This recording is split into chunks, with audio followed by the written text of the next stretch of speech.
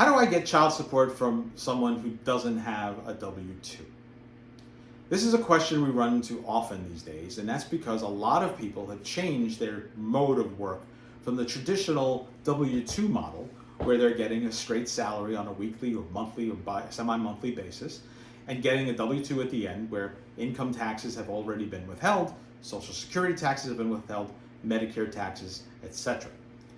A lot of people today have gone to an independent contractor model. Either they're working at home and they're receiving a 1099, which is a gross payment, not taking out deductions, or they're Uber drivers, Lyft drivers, or something like that, DoorDash delivery guys.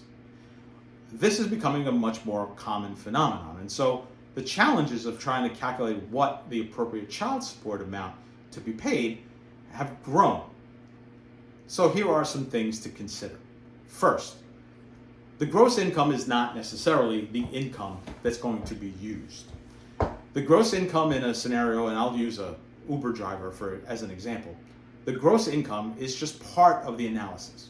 There are deductions that are allowable from the gross income that relate to the gross income that's generated. So for example, there's costs relating to the vehicle, there's transportation costs, there's tolls.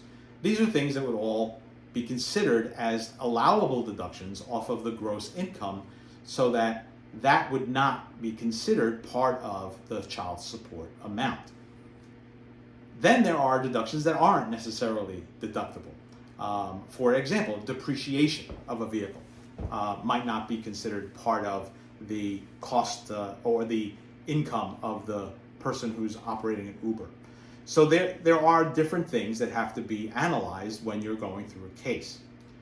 Once you've determined what the net income would be, then you would determine what the appropriate tax deductions would be.